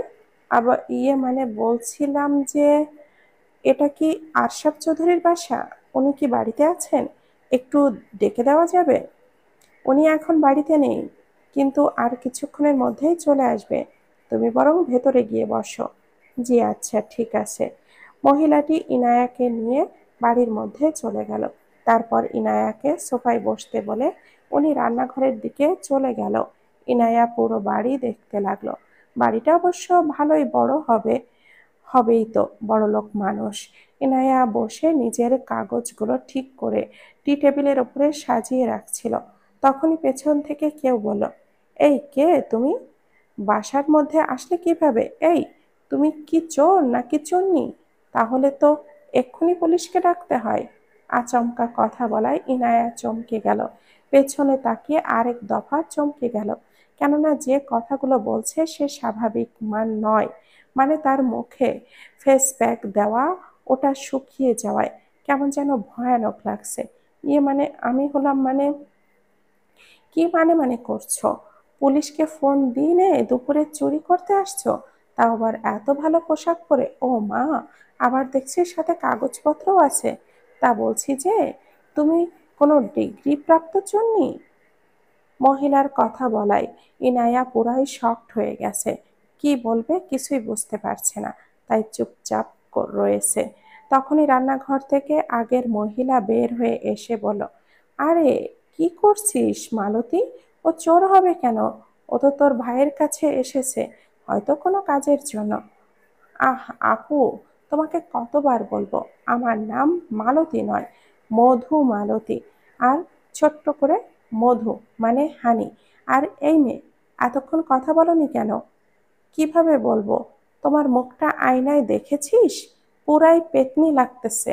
আর কয়দিন পরে মেয়ে বিয়ে দিবি, এখনো এইসব লাগিয়ে ঘুরে বেড়াচ্ছিস। লোকে কি বলবে? কি বলো আপু, প্যাকটা এরই মধ্যে শুকিয়ে গেল। তাহলে যাই ধুয়ে ফেলি, নয়তো আবার আমার সুইট স্কিনটা নষ্ট হয়ে যাবে। তুমি ওর কথায় কিছু মনে করো না, ও এমনই। বলছি তুমি কি কিছু নেবে? চা বা কফি? পানি, পানি লাগবে, একদম ঠান্ডা পানি। আচ্ছা, তুমি এখানে বসো, আমি এনে দিচ্ছি। মহিলাটি ডাইনিং থেকে পানি এনে দিল ইনায়াকে। কেবলই পানিটা খাবে বলে মুখের সামনে ধরেছে, তখনই সিঁড়ি দিয়ে কেউ কাউকে নামতে দেখে সেই পানিটা আর খাওয়া হলো না। ফুরুত করে মুখ থেকে বেরিয়ে গেল, আর সাথে ভীষণ লাগা ফ্রি। আদ্র রুমে একটা মিটিং করছিল। আসলে বিদেশে ওর আর মেহেরাবের একটা রেস্টুরেন্ট আছে, খুব বড় না হলেও মোটামুটি প্রায় লোকেই চেনে। সেটারই মিটিং করছিল। মিটিং শেষ করে বাইরে যাওয়ার জন্য কেবলই সিঁড়ি বেয়ে নিচে নামছিল, তখনই সোফায় ইনায়াকে বসে থাকতে দেখে একটুর জন্য পড়ে যাওয়া থেকে বেঁচে গেল। এই মিস বকবক, এখানে কি করছো? দাদুর কাছে বিচার দিতে এসেছে নাকি রাতের ওই ব্যাপারটা নিয়ে? এই মিস্টার ইগোয়ালা এখানে কি করছে? কোনোভাবে কি জানতে পেরে গেছে যে আমি এখানে চাকরির জন্য এসেছি, আর চাকরিটা যেন না পাই সেই জন্যই সুপারিশ করতে এসেছে নাকি? দুজন দুই দিক দিয়ে দাঁড়িয়ে কপাল কুঁচকে দুজনকে দেখছে আর মনে মনে নানান রকম আজগুবি ভাবনা ভেবে যাচ্ছে, কথা বানিয়ে ফেলছে। তোর ভার্সিটির ছুটি হয়েছে আরো 1 ঘন্টা আগে। তুই বাসায় না গিয়ে এখনো এভাবে দাঁড়িয়ে আছিস কেন? বাড়িতে জিজ্ঞাসা করলে কি বলবি? নিজেও বাসায় যাচ্ছিস না আর আমাকেও যেতে দিচ্ছিস না। মাঝখান থেকে আমার দিনের অর্ধেকটা নষ্ট করে দিলি। আমি বাসায় যাব না, এখানে থাকবো। আর আপনিও আমার সাথেই থাকবেন। আর মনে আছে তো, রাতে দাদু সবাইকে ডেকেছে, তাই আপনি একেবারে আমার সাথেই ও বাড়িতে যাবেন। আর আমরা দুজন একবারে বিকালে যাব। কখনোই না। আমাদের দুজনকে একসাথে যেতে দেখলে সবাই সন্দেহ করবে। কেউ কিচ্ছু করবে না বা বলবে না। আপনি শুধু একটা লাইন বেশি বোঝেন। এখন চলুন তো আমার সাথে, আমায় ফুচকা খাওয়াবেন। মাহি, তুই কিন্তু বেশি। মেহেরাবকে আর কিছু বলতে না দিয়েই মাহি মেহেরাবের হাতটা ধরে টেনে নিয়ে রাস্তার ওপাশে থাকা ফুচকাওয়ালার কাছে নিয়ে গেল। মামা, ঝাল ঝাল করে 2 প্লেট ফুচকা দেন তো। একদম না, তোর খেতে ইচ্ছে হলে তুই খা, আমার এইসব অখাদ্য খাওয়ার কোনো ইচ্ছে নেই। কি বললেন আপনি? আপনি বললেনটা কি? আপনি কি জানেন এই ফুচকায় কতটা ভিটামিন আছে? এটা যখন আপনি মুখের মধ্যে দিবেন তখন পুরো মুখটা ভরে যাবে। তারপর আস্তে আস্তে করে চোখটা বন্ধ করে চাবান দিবেন। গালের মধ্যে টক ঝাল ঝাল লাগবে। আহ, কি সুখকর একটা মুহূর্ত! আর আপনি কিনা এটাকে অখাদ্য বলছেন? ছি মেহরাব, ছি। এই, আমাকে এত জ্ঞান দিতে হবে না। তোর খেতে ইচ্ছে হলে তুই খা। আর আমি তোর থেকে বড়, তাই আমায় ভাই বলবি। আর এরপর থেকে নাম ধরে ডাকলে দিব একটা কানের নিচে। না, ভাই ডাকবো না। বরকে কি কেউ ভাই ডাকে? আর আপনি আমার কোন জন্মের ভাই শুনি? কি বললি? আব্বা মামা, ফুচকা হয়েছে? হলে দিন তাড়াতাড়ি, নয়তো বেঘোরে আমার প্রাণটা যাবে। 2 প্লেট ফুচকা নিয়ে মাহি মেহরাব এর সামনে গিয়ে দাঁড়ালো। তোকে বললাম যে আমি ফুচকা খাবো না, তারপরেও 2 প্লেট আনলি কেন? আরে, আমি কি আপনার খাওয়ার জন্য এনেছি নাকি? এগুলো সবই আমি একাই খাবো। এখন নেন, প্লেটটা ধরুন তো। মেহরাব প্লেটটা হাতে নিয়ে চারপাশে একবার চোখ বুলিয়ে নিল, যে চেনা মানুষ কেউ আছে নাকি। কেউ দেখে যদি দাদুকে ভুলভাল কিছু বলে দেয় তাহলে কেলেঙ্কারি হয়ে যাবে। ওইদিকে মাহি গপাগপ করে একটার পর একটা ফুচকা খেয়েই চলেছে। লাস্টে 2টা ফুচকা বাকি আছে, ওইটা মেহেরাবকে দেখিয়ে বলো, নিন, এই দুটো আপনার জন্য, পটাপট করে খেয়ে নিন তো। একদম না, আমি মোটেও এগুলো খাবো না। খেয়ে দেখুন না। কিন্তু না, তাহলে আমি, তুই কি, তা না হলে আমি আমি এখানে চেঁচিয়ে চেঁচিয়ে বলবো যে আপনি আমায় চুমু খেয়েছেন। কি? এটা তো ডাহা মিথ্যা কথা। আমি আবার তোকে চুমু খেলাম কখন? আর তুই কি সবাইকে তোর মতো বোকা ভেবেছিস? তোর কি মনে হয় তুই এইসব বলবি আর সবাই তোর কথা বিশ্বাস করে নেবে? হ্যাঁ, নেবেই তো। কেননা আমি মেয়ে। এখন ভাবুন, এই ভরা রাস্তায় আমি যদি চেঁচিয়ে এই কথাটা বলি, তাহলে কিন্তু আপনাকে এই অবেলায় গণপিটুনি খেতে হবে। এখন আপনিই ভাবেন, পিটুনি খাবেন নাকি ফুচকা? মেহেরাব রেগে চোখ বড় বড় করে মাহির দিকে তাকিয়ে দাঁতে দাঁত চেপে বলল, খুব বার বেড়েছিস। একবার তোকে বাগে পাই, দেখাবো মজা। মজা দেখাবেন নাকি মজা খাওয়াবেন সেটা পরের ব্যাপার। এখন তো ফুচকা দুটো খান। মেহেরাব রাগে ফুসফুস করতে করতে একটা ফুচকা মুখে দিল। কোনো রকমে চিবিয়ে ওটা গিলে আরেকটা মুখে দিল। মুখেরটা শেষ হওয়ার পরেই অনেক ঝাল লাগতে শুরু করলো, কেননা ওর এইসব কিছু খাওয়ার অভ্যাস নেই। তাই ঝালে মুখ চোখ লাল হয়ে গেছে মেহরাবের। এর এমন শাসানো দেখে মাহি চারিদিকে একবার চোখ বুলিয়ে টুপ করে মেহরাবের গালে চুমু দিয়ে দিল। এতে করে মেহরাবের ঝাল না কমলেও চরম অবাক হয়ে মুখটা হাঁ করে গেছে। সোফায় দুজন দুপাশে একে অপরের দিকে চোরা চোখে তাকিয়ে আছে আর নিজের মনের কথা বানিয়ে যাচ্ছে। কি হলো ব্যাপারটা? এই যে মিস্টার ইগওয়ালা এখানে এসে বসলো কেন? ও, বুঝতে পেরেছি, উনি মনে হয় আরশাদ চৌধুরীর জন্য বসে আছে। উনি আসলেই ওনাকে আমার নামে উল্টাপাল্টা বলে আমার হবু চাকরিটা খাবে। আমিও আটসাট বেঁধেই বসে আছি, আমিও দেখি উনি কিভাবে আমার হবু চাকরিটা খায়। আদ্রের দিকে তাকিয়ে থেকে মনে মনে কথাগুলো বলল ইনায়া। এই যে মিস বকবক এখানে এভাবে বসে আছে কেন? নিশ্চয় দাদুর জন্য অপেক্ষা করছে। মনে হয় মায়ের কাছে শুনেছে যে দাদু ওনার বন্ধুর বাসায় গেছে আর একটু পরে চলে আসবে, আর তখনই দাদুর কাছে আমার নামে বিচার দিবে। আমিও দেখি এই মিস বকবক কিভাবে আমার সামনে আমার দাদুর কাছে আমার নামেই নালিশ করে। দুজনের অদ্ভুত ভাবনার মাঝেই কলিং বেল বেজে উঠল। কলিং বেল বাজার সাথে সাথেই দুজনেই তড়িৎ গতিতে দরজার দিকে তাকালো। ইনায়া ভাবছে আরশাদ চৌধুরী এসেছে আর আদ্র এক্ষুনি ওনাকে বলবে যেন চাকরিটা আমায় না দেয়। ওদিকে আদ্র ভাবছে ওর দাদু আলতাফ চৌধুরী এসেছে আর ইনায়া এক্ষুনি ওনার কাছে আদ্রর নামে বিচার দিবে। দুজনেই দরজার দিকে তাকিয়ে আবারও দুজনে দুজনের দিকে তাকিয়ে হালকা ঢোক গেল। আদ্রর মা গিয়ে দরজাটা খুলে দিল। তখনই দরজাটা দিয়ে আদ্রের বাবা আর দাদু প্রবেশ করলো। ইনায়া আর আদ্র দুজনেই প্রস্তুত হয়ে নিজেদেরকে বাঁচানোর জন্য। ও, তুমি বুঝি ইনায়া? তা কখন এসেছো তুমি? এই তো একটু আগে এসেছি। আপনার শরীরটা ভালো তো স্যার? আদ্রর দিকে তাকিয়ে আবারও আশরাফ চৌধুরীর দিকে তাকিয়ে বলো, হ্যাঁ আমি ঠিক আছি, তুমি বরং এখানে একটু বসো, আমি বরং ফ্রেশ হয়ে আসছি, তারপর তোমার সাথে কথা বলবো। Okay sir. কি হলো ব্যাপারটা? মিস্টার ইগোওয়ালা কিছু বললো না কেন? হুম, মনে হচ্ছে কোনো ঝামেলা আছে। কি ব্যাপার আদ্র, এখানে বসে কি করছিস? আর মেহেরাবকে বলেছিস আমি ওকে ডেকেছি? জি দাদু, আমি ওকে বলেছি, ও মনে হয় রাতে আসবে। ও, তার মানে এই মিস্টার ইগোওয়ালা এই বাড়ির ছেলে? হুম, আমি আরো উল্টোপাল্টা কি সব ভাবছিলাম। ইস, কানের নিচ দিয়ে বেঁচে গেছি। তুমি কে? তোমাকে তো ঠিক চিনলাম না। জি, আমি আসলে আশরাফ চৌধুরীর কাছে এসেছিলাম একটা চাকরির ব্যাপারে কথা বলতে। ও, তার মানে এই মিস বকবক দাদুর কাছে আসেনি, বরং বাবার সাথে দেখা করতে এসেছে। হুম, এটা তো ভালো কথা। শোনো, আমার মতে প্রতিটা মেয়েকে নিজের পায়ে দাঁড়ানো উচিত। শুধু যে চাকরি করার জন্য পড়াশোনা করতে হবে তা নয়, নিজের সন্তানকে পড়াশোনার জন্য শিক্ষিত হওয়া উচিত। কেননা একটা সন্তানের জন্য একজন শিক্ষিত মা খুবই জরুরি। আর মেয়েরা সব সময় কেন পুরুষের উপরে নির্ভর করে থাকবে? নারী পুরুষের তো সমান অধিকার, তবে সব ক্ষেত্রে নয়। তবে মেয়েদের পড়াশোনা করা উচিত, যাতে কোনো স্বামী তার স্ত্রীকে ছেড়ে দিলে সে বৃদ্ধ বাবা মায়ের উপরে বোঝা না হয়ে বরং শেষ বয়সে যেন সে তার বাবা মায়ের শেষ সম্বল হতে পারে। আদ্র দাদুর এমন কথা শুনে ইনায়া আবেগে আপ্লুত হয়ে ওর দাদুর দিকে এগিয়ে গেল। তারপর বলল, আপনার কথায় আমি সত্যি অনেক অনুপ্রেরণা পেলাম। মাঝে মাঝে আমার মনোবল ভেঙে যেত, ভাবতাম আমি কি পারবো আমার মাকে সুখে রাখতে।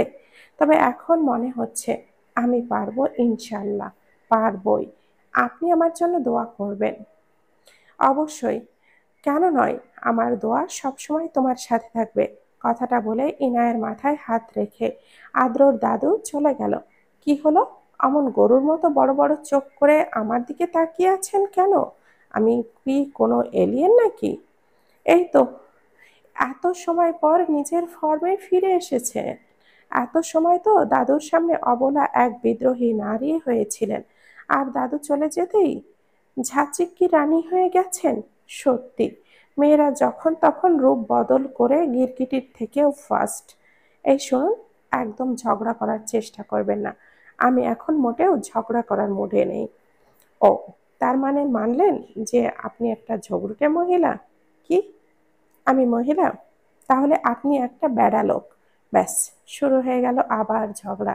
কেউ কারোর থেকে কম না। মাহি নিজের মুখ গোমড়া করে সিটে বসে এসে, কেননা মেহরাব তখন ওকে অনেক বকাবকি করেছে মাঝ রাস্তায় অমন করা দেখে। তাই এখন মাহির মনটা খুব খারাপ। মেহরাব ড্রাইভ করার ফাঁকে ফাঁকে মাহির দিকে তাকালো, দেখলো মাহি মুখ গোমড়া করে বসে আছে। মেহরাব কিছু বলতে গিয়েও বলল না, কেননা ও আজকে যা করেছে সেটা সত্যি লিমিট ক্রস করে গেছে। তাই এখন থেকেই ওকে শাসন করতে হবে, নয়তো পরে হাজার বকলেও কথা শুনবে না। মাহি মেহরাব দরজা দিয়ে ভেতরে ঢুকতেই দেখলো আদ্র কারোর সাথে সেই রকমের ঝগড়া করছে। ওর ঝগড়াতে এতটাই মশগুল যে মাহি মেহরাবকে খেয়ালই করেনি। মাহি মেহরাব একে অপরের দিকে তাকিয়ে আবার আদ্র ইনায়ার দিকে তাকালো। এখানে কি হচ্ছে এইসব? আর আদ্র এই মেয়েটাকে? মেহরাবের কথায় আদ্র ইনায়ার হুঁশ ফিরল। ওরা এবার বুঝতে পারল যে ওরা এতক্ষণ ধরে হুদায় বাচ্চাদের মতো ঝগড়া করছিল। ভাগ্যিস কেউ দেখেনি, দেখলে কেলেঙ্কারি হয়ে যেত। সবাই বলতো যে বাড়ির অফিসে চাকরি নিতে এসে সেই বাড়ির ছেলের সাথে পায়ে পা লাগিয়ে ঝগড়া করছে। ওদের ভাবনার মাঝেই মাহি দৌড়ে ইনায়ের কাছে গিয়ে বলল, আরে আপু, কেমন আছেন? আমায় চিনতে পারছেন? ঠিক মনে করতে পারছি না, তুমি কে বলো তো? আরে, আপনি তো আমাদের ভার্সিটি থেকে বিদায় নিয়ে আসলেন, আর আমি তো আপনাকে ফুল দিয়েছিলাম, হয়তো আপনার মনে নেই। তা এখানে কেন, কোনো দরকার? হ্যাঁ, একটা দরকার ছিল মিস্টার আশরাফ চৌধুরীর সাথে। একটা কাজের ব্যাপারে কথা বলবো, এই আর কি। ও আচ্ছা, আপনি আমার মামার কাছে এসেছেন বুঝি? চিন্তা করবেন না, আমার মামা অনেক ভালো মানুষ, উনি নিশ্চয়ই আপনাকে সাহায্য করবে। ইনায়ার ভীষণ লজ্জা লাগছে, সব চেনা মানুষই এই বাসায় থাকতে হলো। একে তো এই মিস্টার ইগোওয়ালা, তার উপরে আবার এই জুনিয়র আপু। কিভাবে এদের সবার সামনে চাকরির কথাটা বলবো কে জানে। সত্যি, মাথার উপর থেকে বাবা নামক ছায়াটা সরে গেলে জীবনের সামনে চলাটা ভীষণ কঠিন। তোমরা সবাই এখানে কি করছো? মাহি, তুমি রুমে গিয়ে ফ্রেশ হয়ে নাও। আর আদ্র, মেহরাব, তোমরা দুজনে ফ্রেশ হয়ে দাদুর রুমে যাও। উনি তোমাদেরকে ডেকেছে, কি যেন বলবে। আর তুমি এখানে বসো, দেখি তোমার কাগজগুলো। সবাই সবার মতো যে যার কাজে চলে গেল। আদ্র যাওয়ার আগে একবার ইনায়ার দিকে আর চোখে তাকিয়ে চলে গেল। ইনায়া আদ্রর বাবার কথা শুনে ভয়ে ভয়ে নিজের কাগজগুলি ওনাকে দেখালো। আদ্রর বাবা খুবই বিচক্ষণতার সাথে কাগজগুলো দেখে বলল, সরি, আমি তোমাকে চাকরিটা দিতে পারবো না। আদ্রর বাবার কথায় ইনায়ার মনে মনে প্রচণ্ডভাবে ভেঙে পড়ল। ওর শেষ আশাটাও পূরণ হলো না। এখন কি করবে? ও একা ওর মাকে নিয়ে কোথায় যাবে? মামারাও তো অত প্রভাবশালী নয় যে ওদের দায়িত্ব নেবে। এইসব ভেবে অনেক কান্না পাচ্ছিল। তবুও নিজেকে শক্ত করে বলল, ঠিক আছে স্যার, আমি তাহলে আসছি। আরে দাঁড়াও, বসো। এখানে আমার কথা এখনো শেষ হয়নি। আমি বলতে চেয়েছি যে তোমার বাবার চাকরিটা তোমায় হয়তো দিতে পারবো না, কেননা তোমার বাবা একজন বুদ্ধিমান এবং অনেক বিচক্ষণ একজন মানুষ ছিলেন। উনি ওনার নিজের শ্রম আর মেধা দিয়ে ম্যানেজার পোস্টে আসতে পেরেছিল। ওনাকে তো আর এমনি এমনি এত বড় একটা পোস্ট দেয়নি। আর সেক্ষেত্রে তুমি নিতান্তই এখন অনেক কম বয়সী, আর তোমার তেমন অভিজ্ঞতাও নেই। তাই আমি বলছিলাম যে তোমার বাবার পোস্টটা হয়তো আমি তোমায় দিতে পারবো না, তবে তোমার যোগ্যতা অনুযায়ী তোমাকে একটা পোস্ট অবশ্যই দিতে পারি। হয়তো সেটা অনেক ছোট পোস্ট হবে, তবে আমার তোমার ওপরে বিশ্বাস আছে। তুমি তোমার বাবার মতো নিজের কাজ আর মেধা দিয়ে এই পোস্টটা আদায় করে নেবে। তোমার বাবা অনেক ভালো একজন মানুষ ছিলেন, আমার অনেক কাছের কেউ ছিল বলতে পারো, বন্ধুর মতো। তাই তোমাকেও একটা সুযোগ দিতে চাই, দেখি তুমি পারো কিনা। আদ্রর বাবার কথা শুনে ইনায়া অনেক খুশি হয়েছে। ও ভাবতেও পারেনি চাকরিটা ও পাবে। লোকটা অনেক ভালো, তবে একটু গম্ভীর। আপনাকে অনেক ধন্যবাদ স্যার, আমি অবশ্যই নিজেকে আমার বাবার যোগ্য সন্তান হিসাবে গড়ে তোলার চেষ্টা করব। নো, এখন আমি তোমার স্যার নই, তুমি অফিসের বাইরে আমায় আঙ্কেল ডাকতে পারো, আর অফিসে তো স্যার। ঠিক আছে স্যার। না, আঙ্কেল। তাহলে আমি এখন যাই। হুম। আর শোনো, সন্ধ্যায় আমাদের বাসায় একটা অনুষ্ঠান আছে। আমি চাই তোমার মাকে সাথে নিয়ে আসো, তাহলে আমি অনেক খুশি হব। অবশ্যই নিয়ে আসবো আঙ্কেল। আপনি বলছেন আর আমি সেটা শুনবো না? এটা আবার হয় নাকি? আমি ঠিক সময়ে মাকে নিয়ে চলে আসব। আমি চাইছি আজকে আমাদের বাড়িতে সন্ধ্যায় একটা ছোটখাটো অনুষ্ঠানের ব্যবস্থা করতে, আর তোমরা সেটার আয়োজন করবে। ঠিক আছে? সেটা না হয় বুঝলাম, কিন্তু অনুষ্ঠানটা কিসের জন্য দাদু? আমি চাই আদ্র আর মাহির বিয়েটা যেন খুব তাড়াতাড়ি হয়ে যায়। এই জন্য আজকে সন্ধ্যায় সবার উদ্দেশ্যে তোমাদের বিয়ের কথাটা জানিয়ে দেব। দাদুর কথা শুনে মেহেরাবের মুখটা ফ্যাকাশে হয়ে গেল। এতক্ষণের হাসি হাসি মুখটা মুহূর্তেই গোমড়া হয়ে গেল। সেটা আদ্র খুব ভালোভাবেই বুঝতে পেরেছে। তাই ওর দাদুকে বলল, আচ্ছা দাদু, তুমি তো একটু আগে নিচে ওই মেয়েটাকে কত ভালো ভালো কথা বলে আসলে যে মেয়েদের পড়াশোনা করা উচিত। আর আমার জানা মতে মেয়েটা অনার্স শেষ করে ফেলেছে, কিন্তু সেই হিসাবে মাহি তো কেবলই তৃতীয় বর্ষে। আর আল্লাহ না করুক, আমার সাথে বিয়ে হওয়ার পর যদি আমার কিছু হয়ে যায়, তাহলে তো মাহিকে সেই ওর বাবার ঘাড়েই বসে খেতে হবে। আর ওর তো কোনো ভাইও নেই যে ওদের সংসারের হালটা ধরবে। ওকেই তো সব করতে হবে। কিন্তু ও যদি পড়াশোনাটা শেষ না করে বিয়ে করে, তাহলে তখন কি হবে? তবে তুমি যখন সিদ্ধান্ত নিয়েছো, তখন সবকিছু ভেবে নিশ্চয় নিয়েছো, তাই না? ঠিক আছে, তাহলে আজকে আমাদের বিয়ের কথাটা সবাইকে জানাই দিও, আর তারিখটাও। আদ্রর কথা শুনে ওদের দাদু ভাবনায় পড়ে গেল। সত্যি তো, এভাবে তো কখনোই ভেবে দেখা হয়নি। আদ্র তো ঠিকই বলেছিল।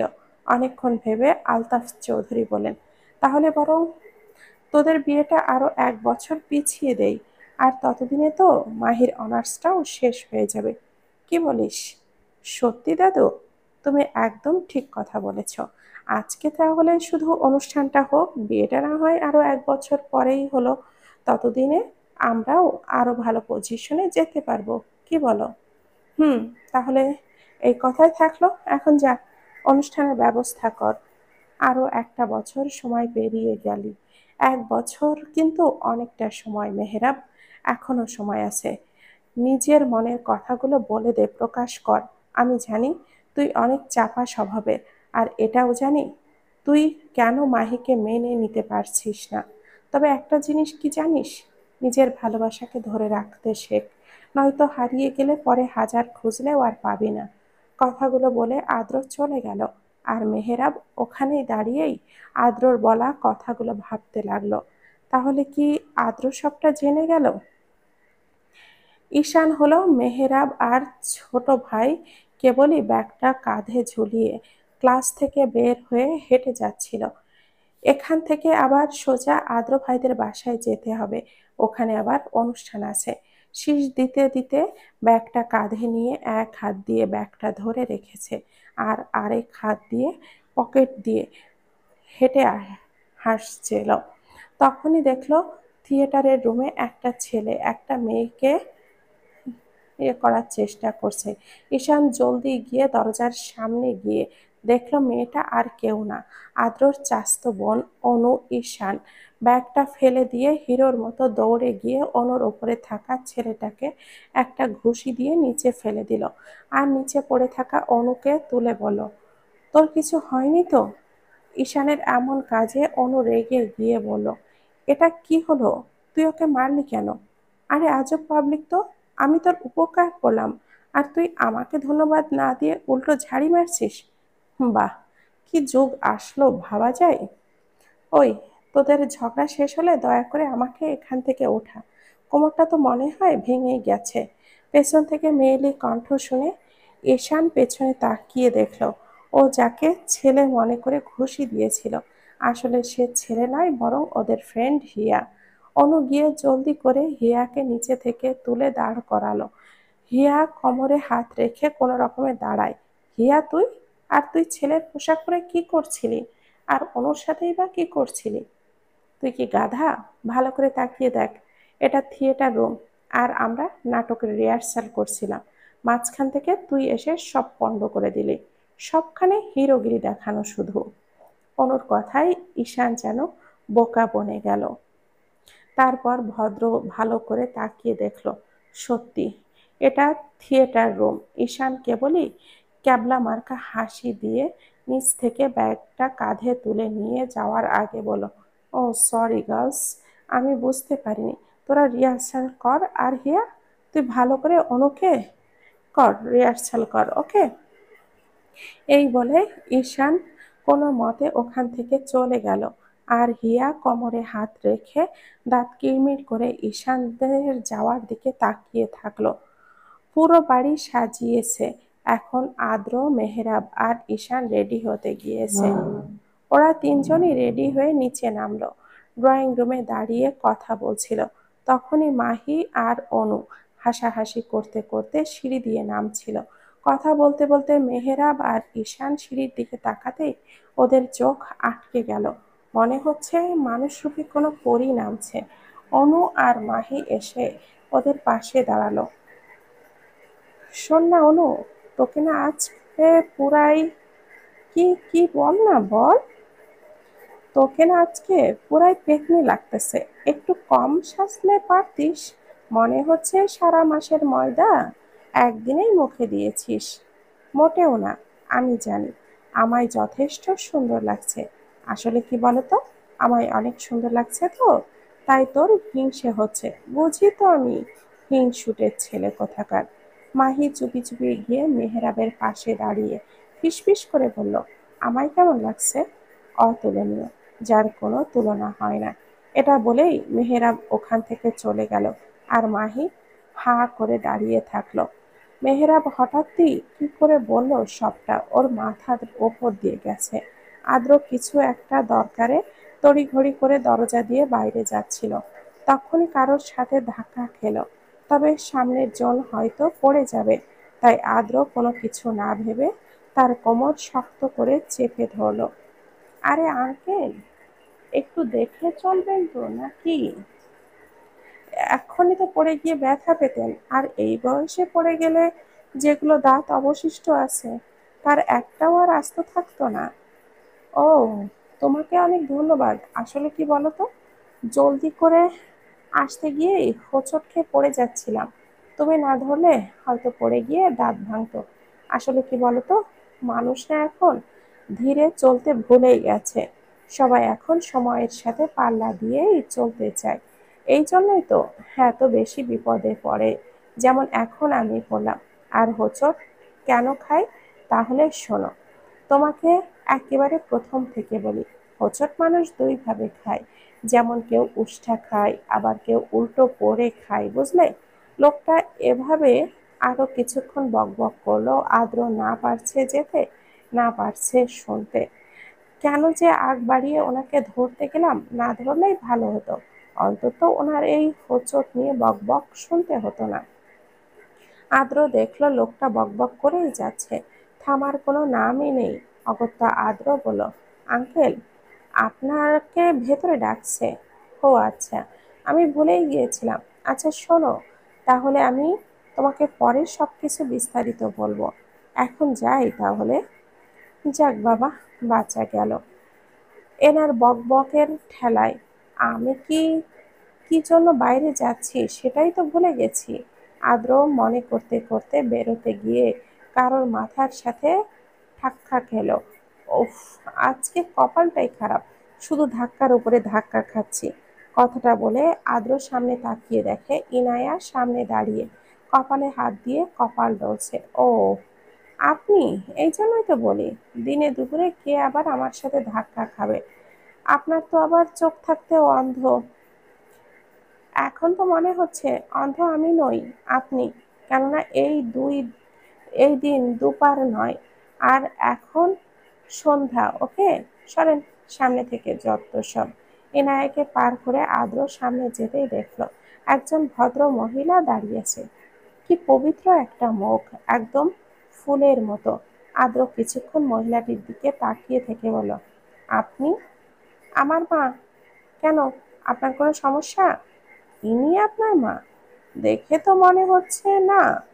এত সুন্দর, শান্ত শিষ্ট আর পবিত্র একজনের মেয়ে হয়ে আপনি এত বাচাল আর ঝগড়ুটে কেমনে হলেন বুঝলাম না। আপনি ধ্যাত, আম্মু চলো তো, এনার সাথে কথা বলে সময় নষ্ট করার কোনো মানেই হয় না।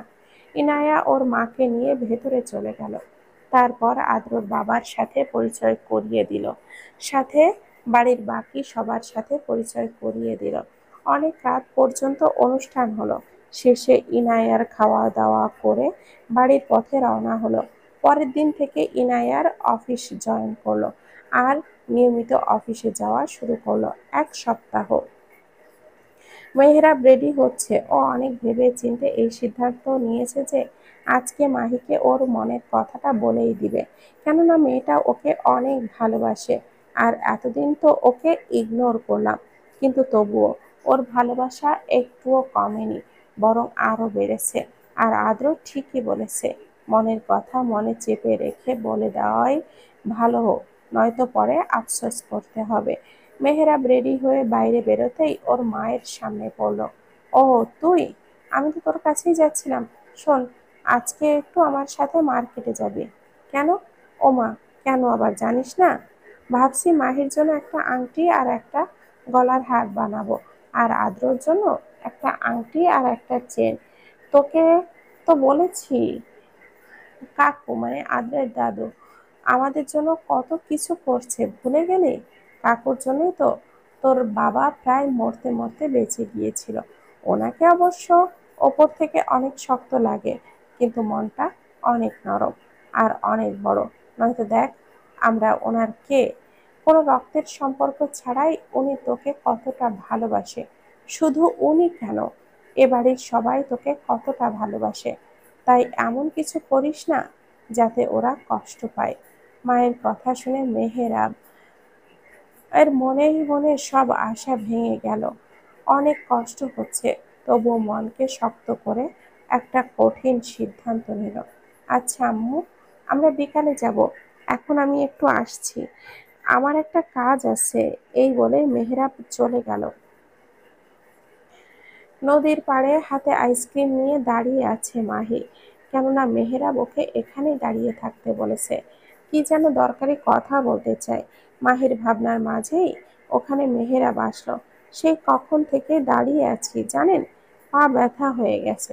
আচ্ছা যাই হোক, এখন বলেন কি বলার জন্য এখানে রেখেছেন।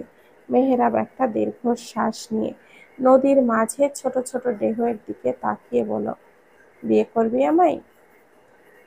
ঈশান ক্লাসে যাওয়ার সময় দেখলো একটা ছেলে অনুর হাতটা ধরে টানাটানি করছে, আর অনু সেটা ছাড়াবার চেষ্টা করছে।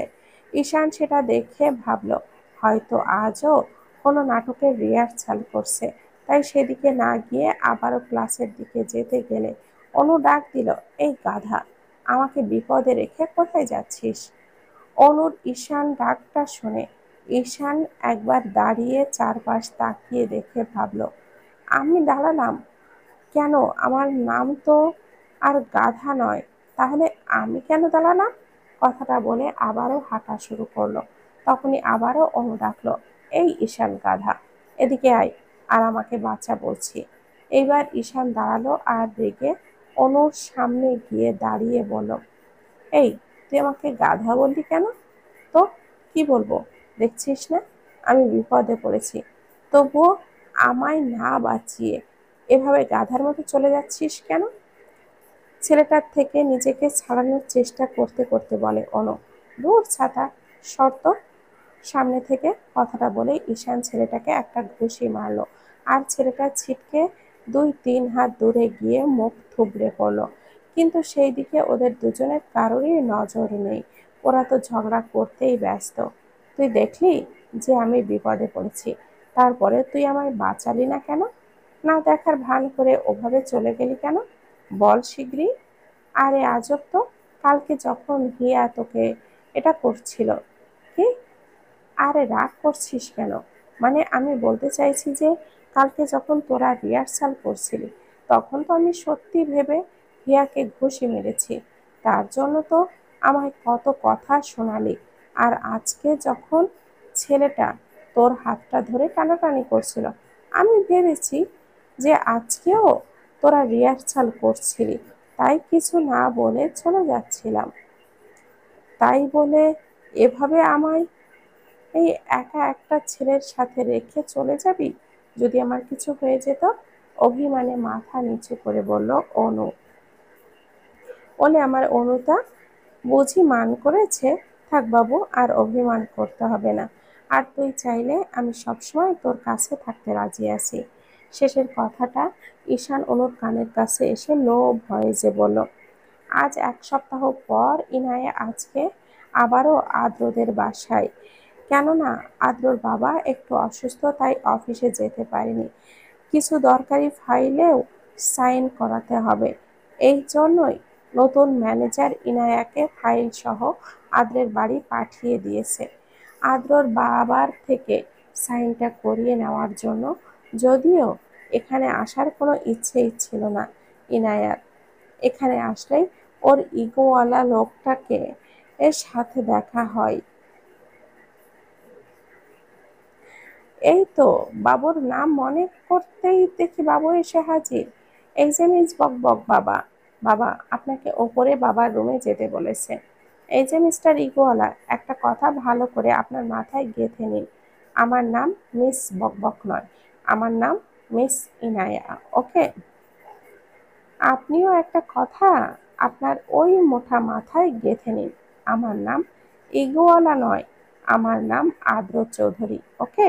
সরুন সামনে থেকে। মাহির হাতটা ধরে সামনের দিকে তাকিয়ে রাস্তার ধার ঘেঁষে থাকা ছোট্ট ফুটপাত দিয়ে হেঁটে চলেছে মেহরাব। আর মাহি সেই তখন থেকে মেহরাবের দিকে তাকিয়ে তাকিয়ে দেখছে। আদ্র সহ মেহরাবের কিছু বন্ধু মিলে মাহি আর মেহরাব এর বিয়েটা দিয়েছে।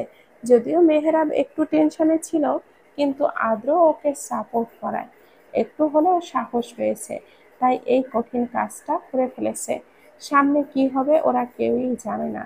আদ্র বলেছে বিয়ের ব্যাপারটা এখন চেপে রাখতে, পরে সুযোগ বুঝে সবাইকে বলা যাবে। আর মাহি যেন এখনো একটা ঘোরের মধ্যে আছে। ওর বিশ্বাসই হচ্ছে না যে মেহেরাবের সাথে কিছুক্ষণ আগে ওর বিয়ে হয়েছে। ভাবতেই কেমন যেন লাগে ও এখন মেহেরাবের বউ। সামনে দেখে হাট মাহি, নয়তো পড়ে যাবি। আপনি আছেন তো আমাকে ধরার জন্য, এ কারণেই আমার পড়ার কোনো ভয় নেই।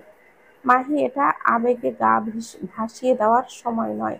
আমি জানি না সবাই যখন ব্যাপারটা জানতে পারবে তখন কি হবে।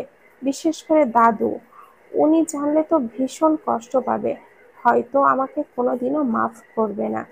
আপনি এত চিন্তা কেন করছেন? কিচ্ছু হবে না। আর আদ্র ভাইয়া তো বলল উনি দেখবেন। মেহেরাব আর কিছুই বলল না, শুধু আকাশের দিকে তাকিয়ে আবারও সামনের দিকে তাকিয়ে হাঁটতে লাগলো। আর মাহি তো মনে মনে হাজারো স্বপ্নের জাল বুনতে ব্যস্ত। আদ্র যতই মেহেরাবকে বলুক যে কোনো চিন্তা নেই, সামনে যা হবে দেখা যাবে, তবু ওর অনেক টেনশন হচ্ছে কি যে হবে। আদ্র ড্রাইভ করছে আর কথাগুলো ভাবছিল। তখনই সামনে থেকে কিছু একটা দেখে হঠাৎই গাড়ির ব্রেক কষলো। এরা দুজন এখানে কি করছে? আসলে সামনে অনু আর ঈশান দাঁড়িয়ে ফুচকা খাচ্ছে। একসাথে দাঁড়িয়ে ফুচকা খাইলে কোনো সমস্যা ছিল না, কিন্তু ওরা তো একে অপরকে খাইয়ে দিচ্ছে। এরা একজন আরেকজনকে খাইয়ে দিচ্ছে কেন? 1 মিনিট, ওরাও আবার একে অপরের সাথে প্রেম করার চিন্তা করছে না তো? তাহলে তো কেলেঙ্কারি হয়ে যাবে। একটা সামাল দিতেই আমার অবস্থা কাহিল, আবার আর একটা। না না, পানি বেশি দূর গড়ানোর আগেই থামাতে হবে। কথাগুলো ভেবে আদ্র জলদি করে গাড়ি থেকে নেমে ওদের কাছে গিয়ে দাঁড়ালো। কিরে, হা কর, এটা অনেক বড় ফুচকা, নে জলদি নে। রক্ত পড়ে গেল রে। আজব তো, হা করে ওভাবে আমার পেছনে কি দেখছিস? ঈশান এক নাগাড়ে কথাগুলো বলে যাচ্ছে। আর এইদিকে অনু ঈশানের দিকে পেছনে আদ্রকে দেখে ওর গলা শুকিয়ে কাঠ হয়ে গেছে। ঈশান যখন দেখলো অনু হা না করে ওর পেছনের দিকে তাকিয়ে আছে, তখন অগত্যা ঈশানও পেছনে ফিরে দেখলো। আদ্র রেগে ভুরু কুঁচকে ওদের দিকে তাকিয়ে আছে। ঈশান আদ্রকে দেখে চমকে গিয়ে ওর হাতে থাকা ফুচকাটা টুক করে নিজের মুখের মধ্যে নিয়ে একটা হাসি দেওয়ার চেষ্টা করলো, কিন্তু মুখ ভর্তি ফুচকা থাকায় সেটা সফল হলো না। তোরা দুজনে ক্লাস বাদ দিয়ে এখানে কি করছিস? মানে ভাইয়া ফুচকা খাচ্ছি। হুম হুম। আসলে ঈশানের মুখে ফুচকা থাকায় কথা বলতে পারছে না, তাই শব্দ করছে। তুই আবার এমন করছিস কেন? কোনো কথা বলতে নিষেধ করেছে? এতক্ষণ তো ভালোই মুখে পপকর্ন ফোটাচ্ছিলি। আসলে কি বলতো আদ্র ভাই, এখন আমাদের ক্লাস নেই তো, তাই ভাবলাম আমরা দুজনে মিলে ফুচকা খেয়ে আসি। এর জন্যই তো আর কি এখানে আসা, তাই না অনু? বল এটা আদ্র ভাইয়াকে। হ্যাঁ হ্যাঁ ভাইয়া, ঈশান ঠিকই বলেছে, আমাদের ক্লাস নেই, তাই এখানে এসে ফুচকা খাচ্ছি। তুমিও খাও, অনেক টেস্টি এখানকার ফুচকা। মামা, আমার ভাইয়াকে 1 প্লেট ফুচকা দেন, টাকা আমি দিব। আল্লাহ, এবারের মতো বাঁচিয়ে দাও। মনে থাকলে আর কখনো এভাবে রাস্তায় দাঁড়িয়ে ঈশানের সাথে ফুচকা খাবো না। পরের বার থেকে মাস্ক পরে বেরোবো। না থাক, আমি ফুচকা খাই না। আর অনু, আমাকে দেখেই ঈশান তোর ভাই হয়ে গেল? এতক্ষণ তো ভালোই তোকে খাইয়ে দিচ্ছিল। তা তোর হাতে কি হয়েছে? বাসায় রেখে এসেছিস? এই রে, এবার মনে হয় বড়সড় একটা কেস খাবো, মনে মনে বলল ঈশান। আজকে যা হয়েছে হয়েছে, এরপর যদি তোদের দুটোকে একসাথে দেখি তাহলে খবর আছে। মন দিয়ে পড়াশোনা করবি, নয়তো ঈশান মেহেরাবকে বলে পড়াশোনা বাদ দিয়ে রিক্সা কিনে দিতে বলবো। আর আপনি অনুকে উদ্দেশ্য করে, এতই শীঘ্রই নিশ্চয়ই বিয়ে করার ইচ্ছে নেই, তাই বলছি সময় থাকতে ভালো হয়ে যা। গাড়িতে গিয়ে বস, এখন আমার সাথে বাসায় যাবি। মানে আদ্র ভাই, কি অনুকে লাগবে ফুচকা খাওয়ানোর জন্য? না, বলছি যে বিলটা দিয়ে না দাও না গো, বোঝই তো বেকার মানুষ, টাকা কই পাবো। কথাটা বলে প্লেটে অবশিষ্ট থাকা একটা ফুচকা মুখে পরে নিয়ে ব্যাগটা কাঁধে নিয়ে দৌড়ে ওখান থেকে চলে গেল ঈশান। আদ্রর বাবা অসুস্থ, তাই সপ্তাহ খানিকের মতো অফিসেই আদ্রই যাবে। আদ্র রেডি হয়ে সবার থেকে বিদায় নিয়ে বেরিয়ে গেল, কিন্তু ও জানতে পারল না 4টি চোখ ওকে খুব নিখুঁতভাবে ফলো করছে। তারা আর কেউ না, অনু আর ঈশান। আসলে ওরা রাতে প্ল্যান করেছে যে আদ্রকে ফলো করবে, আর যদি দেখে কোনো মেয়ের সাথে আদ্র খুব বেশি কথা বলছে বা মেয়েটা দেখতে শুনতে ভালো, তাহলে ওরা নিজের জান প্রাণ দিয়ে হলেও ওই মেয়ের সাথে আদ্রর প্রেম করিয়ে দেবে। তারপর যখন প্রেমটা মাখো মাখো হবে, তখন ওরাও আদ্রকে ব্ল্যাকমেল করবে আর জ্ঞানের কথা বলবে। আরে কি করছিস কি? আরো জোরে চালা, ভাইয়ার গাড়ি তো অনেক দূর চলে গেছে। অনু একটা উড়োপ্লেন নিয়ে অনু, এটা উড়োপ্লেন নয় যে 1 মিনিটেই চলে যাবে। এটা হলো বাইসাইকেল, আর আমি পা দিয়ে এটা চালাচ্ছি, প্লাস তুই পেছনে বসে আছিস। আর আমার কি এইসব চালানোর অভ্যাস আছে নাকি? তোকে আগেই বলেছিলাম যে বাইক নিয়ে আয়, তাহলে ভালো হবে, কিন্তু তুই কি করলি? বাইক না এনে আনলি বাইসাইকেল। এখন ঠেলা বোঝ। আরে বাইক তো ভাইয়া নিয়ে কোথায় গেছে যেন, আর ওটা ভাইয়ার বাইক, তাই ভাইয়া নিয়ে গেছে। আমার বাইক নাকি যে যখন নিয়ে চলে চলে আসবো।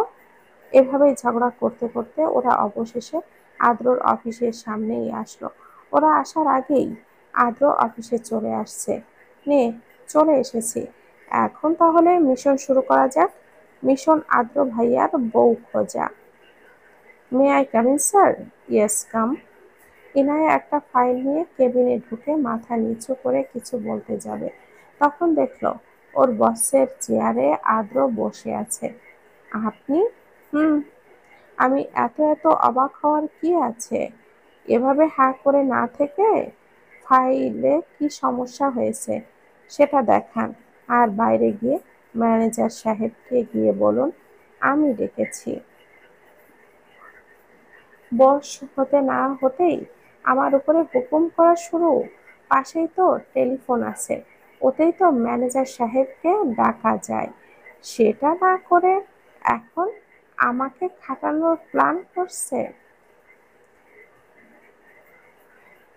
শোনো, তোমাকে আমার একটা কথা,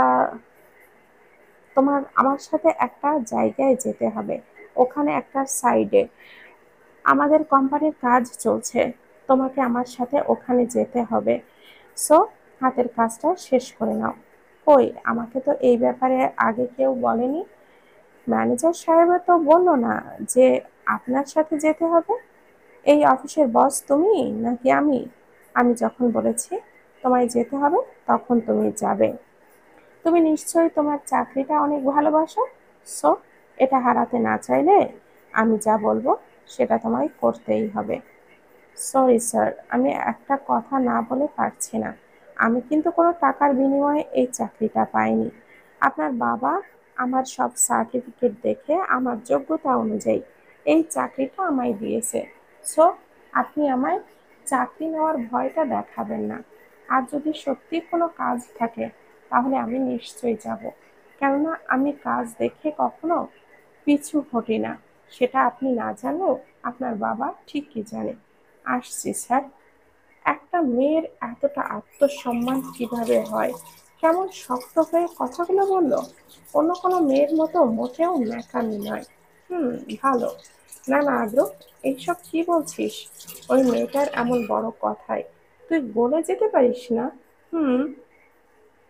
নিজেকে বুঝিয়ে আদ্র কাজে মন দিল।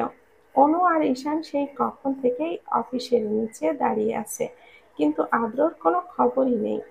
আর ওদের কাছে আইডি কার্ডও নেই যে ভেতরে যাবে। গার্ড তো আইডি কার্ড ছাড়া কাউকেই ভেতরে ঢুকতে দেয় না। যদিও ওরা আদ্রর রিলেটিভ হিসাবে যেতেই পারে, কিন্তু ওভাবে গেলে আদ্রর কাছে ধরা পড়ে যাবে। তাই কোনো উপায় না পেয়ে গেটের বাহিরেই দাঁড়িয়ে বাদাম খাচ্ছে। তোর কি মনে হয় আদ্র ভাই বাইরে বেরোবে? হুম, আমি জানি, গাধি একটা। আমি যদি জানতাম তাহলে কি এখানে দাঁড়ায় দাঁড়ায় তোর সাথে বাদাম খেতাম? যত সব আজগুবি কথাবার্তা। এই কথায় কথায় আমায় মোটেও গাধি বলবি না, ওকে? আসলে তোর সাথে কথা বলার বেকার, শুধু তেড়ামি করে কথা বলিস। ও মা গো, ওটা কি? কি রে, অমন করছিস কেন? দিনের বেলায় চাঁদ দেখা ফেলছিস নাকি? সব সময় তো আমায় গাধি বলিস। আরে গাধা, পেছনে তাকিয়ে দেখ, তাহলে তুইও বিনা টিকিটে স্টক করবি। অনুর কথায় ঈশান পেছনে তাকালো, দেখলো আদ্র ইনায়ের সাথে গাড়িতে উঠতেছে। এটা দেখে তো সত্যি ঈশানের অবস্থা টাইট। আরে, এটা ওই মেয়েটা না, ওই দিন তোদের বাড়িতে এসেছিল? হুম, আমি, ইনিই তো ইনায়া আপু, মাহি আপুদের সিনিয়র। তাহলে এর সাথে আদ্র ভাই তলে তলে সেটিং করছে, আর আমরা করলেই দোষ। চল ওদেরকে ফলো করি, দেখি কোথায় প্রথম কোথায় যায়। প্রথমে ভিডিও করব, তারপর সরাসরি সামনে গিয়ে চেপে ধরব। যদি অস্বীকার করে তাহলে ভিডিও দেখাবো নিজের প্রেম করে বেড়ায়, আবার ঋষিদের মতো আমাদেরকে জ্ঞান দেয়। আজকের জ্ঞান কাকে দিবে সেটা দেখা যাবে। আদ্র আর ইনায়া গাড়িতে উঠে বসে। গাড়ি স্টার্ট দিল।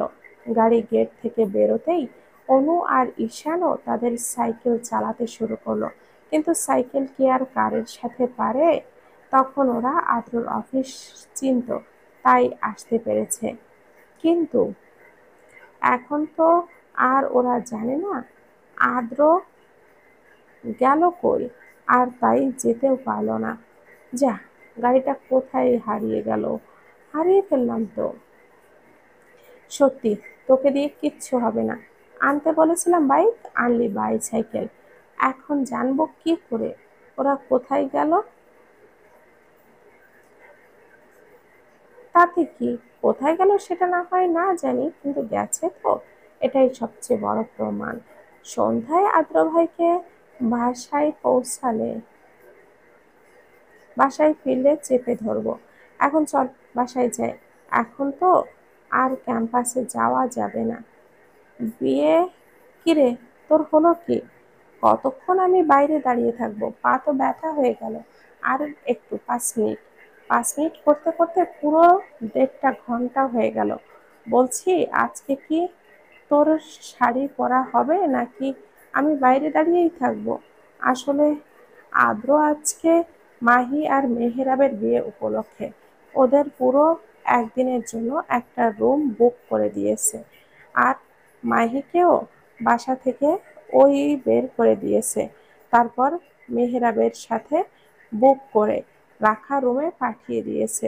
আর মাহি চুরি চুরি করে ওর ব্যাগের মধ্যে করে একটা শাড়ি সহ যাবতীয় দরকারি জিনিস এনেছে। যতই হোক বিয়ের পর আজকে ওদের প্রথম ডেট, তাই শাড়ি না পরলে হয় নাকি? এই জন্যই তো ও সেই কখন থেকে শাড়ি পরার চেষ্টা করছে, কিন্তু পারছেই না। অবশেষে বহু কষ্টে শাড়িটা পরে দরজা খুলে দিল। নিন, হয়ে গেছে, এবার ভেতরে আসেন। এতক্ষণ লাগে? সেই কখন থেকে আমি বাইরে দাঁড়িয়ে আছি, তার কোনো হিসাব আছে? লোকজন কি ভাবছিল? মাহি কিছু বলছে না, শুধু লজ্জা লজ্জা মুখ করে নিজের দিকে তাকিয়ে পায়ের আঙ্গুল দিয়ে মেঝেতে খুঁড়ছে। শাড়ির আঁচলের এক কোণা হাতের আঙ্গুলে পেঁচাচ্ছে আর লজ্জা লজ্জা মুখ করে মিটমিট করে হাসতেছে। কি হলো, কথা বলছিস না কেন? আর এভাবে লজ্জা পাওয়ার কি আছে? আজব, আমি কি তোর অচেনা কেউ নাকি যে আমাকে দেখে এমন লজ্জা পেতে হবে? আচ্ছা শোন, যেটা হওয়ার সেটা হয়েই গেছে। এখন মন দিয়ে পড়তে হবে, ভালো রেজাল্ট করে দাদুর মন জয় করে আমাদের বিয়ের কথাটা বলতে হবে। বুঝেছিস? হুম। আপনি সত্যি কেমন যেন মেহেরাব। আজকের দিনে কেউ এইসব কথা বলে? আজকে অন্য কথা বলতে হয়। সবকিছু কি আমাকে শিখিয়ে দিতে হবে নাকি? অন্য কথা আবার কি? আর এভাবে ঘটা করে শাড়ি পরারই বা কি আছে? আজব। শর্ত, সামনে থেকে। কালকে টেনশনে সারা রাত ঘুম হয়নি। আমি এখন একটু ঘুমাবো। বিছানার উপর শুয়ে বলল মেহেরাব। আপনি এখন এখানে ঘুমাতে এসেছেন? আমি এত কষ্ট করে আপনার জন্য শাড়ি পরলাম, আপনি বললেনও না কেমন হয়েছে। মন খারাপ করে একরাশ অভিমান নিয়ে বলল মাহি। আজব, আমি আবার কখন তোকে শাড়ি পরতে বললাম? এত বকবক না করে চুপ করে এখানে এসে ঘুমাতো। আমার কিন্তু অনেক ঘুম পাচ্ছে। মেহরাব, আমি কিন্তু এখান থেকে চলে যাব, ছলো ছলো চোখে বলল মাহি। চলে যাবি? আচ্ছা, একা যেতে পারবি তো? যদি না পারিস তাহলে ইশারের নাম্বার তো তোর কাছে আছে, ওকে ফোন করিস, ও তোকে দিয়ে আসবে। আদ্রকে আবার কল দিস দিস নাও কিন্তু অফিসে। আর হ্যাঁ, যাওয়ার আগে ওই জানালার পর্দাটা একটু দিয়ে যাস, রোদ এসে চোখে লাগছে। আর হ্যাঁ, দরজাটাও দিয়ে যাস। আমি এখন একটু ঘুমাবো। আদ্র এত টাকা দিয়ে রুমটা বুক করলো, যদি দুজনেই চলেই যাই তাহলে তো টাকাগুলো নষ্ট হবে। তাই তুই বরং যা, আমি একটা লম্বা ঘুম দিয়ে রাতের দিকে চলে যাব। ওকে? চোখের উপর থেকে হাত রেখে দুটি চোখ বন্ধ রেখে বলল মেহেরাব। মেহেরাবের কথাগুলো শুনে রাগে দুঃখে মাহির কান্না পাচ্ছে। এমন কেন লোকটা? এত কষ্ট করে ওনার জন্য শাড়ি পরলাম, উনি একবারও ফিরে চাইলো না? কেমন নির্দ্বিধায় চলে যেতে বললো, একটা বারও বললো না এই পাগলি, কোথায় যাবি? তুই তো আমার বউ, সব সময় আমার বুকের মধ্যে থাকবি। কিন্তু না, বললো না। কেমন ঘুমাচ্ছে। দুই চোখ বেয়ে পানি গড়িয়ে পড়ল মাহির। অভিমানে ঠিক করলো সত্যি চলে যাবে। দরজা পর্যন্ত গিয়ে দরজাটা বন্ধ। ছিটকিনি খুলতে গিয়ে কি মনে করে আর খুলল না। ফিরে এসে খোলা জানালার পাশে দাঁড়িয়ে ফুঁপিয়ে কেঁদে উঠল। এদিকে একদিকে কাঁদছে, অন্যদিকে দুই হাত দিয়ে চোখের পানি মুছতেছে। তখন টের পেল এক জোড়া ঠান্ডা হাত ওর শাড়ি ভেদ করে খোলা পেট চেপে ধরেছে। কাঁধে কারোর গরম নিঃশ্বাস পড়ছে, সাথে শুকনো ঠোঁটের আনাগোনা। কারোর শক্তপোক্ত বুকে। মাহির পিঠ একেবারে শক্ত করে সেঁটে গেছে। এই বন্ধ রুমে মাহি আর মেহেরাব ছাড়া আর কেউ নেই। নিজেকে মেহেরাবের বাহুডোরের থেকে সরাতে চাইলে মেহেরাব আরো শক্ত করে মাহির পেটটা চেপে ধরে নিজের সাথে আটকে রেখে কণ্ঠে বলে, এতই সহজ আমার থেকে ছাড়া পাওয়া? যতই হোক আমার একমাত্র বউ বলে কথা, আর এই দরজার বাইরে এক পা রাখলে পা কেটে হাতে ধরাই দিতাম। কত বড় সাহস, বরকে রেখে চলে যাবে? যাবই তো, আপনি শুধুই আমাকে কষ্ট দেন, কাঁদান শুধু, অভিমানী কণ্ঠে বলল মাহি। মাহির কথা শুনে নিঃশব্দে হাসলো মেহেরাব। মাহির ঘাড়ে গভীর চুমু দিয়ে বলল, আর কষ্ট দেব না। কি বলতো, অনেক বেশি আদর করার জন্য একটু কাঁদিয়ে নিতে হয়, নয়তো আদর হজম করতে পারবি না, শেষে বদহজম হয়ে যাবে। কথাগুলো মাহির কানে বলে টুক করে কানের লতিতে একটা চুমু দিল মেহেরাব। ছি, কিসব কথা বলছেন, লজ্জা নাই আপনার? হুম, নাই তো লজ্জা। সবার লজ্জা লাগলে বলেই তো। সবাই বাসর রাতে কি এ, রাতে করে, কিন্তু আমার লজ্জা নেই, তাই বাসর দিনে করব। কথাটা বলে একটানে মাহিকে নিচের দিকে ঘুরিয়ে কোলে তুলে নিল, আর মাহি লজ্জায় মেহেরাবের বুকে নিজের মুখ গুজল। মাহিকে কোলে নিয়ে মেহরাব খাটের দিকে এগোলো। আদ্র ভাই, তোর টাকাগুলো কিন্তু আমি মোটেও নষ্ট হতে দিচ্ছি না।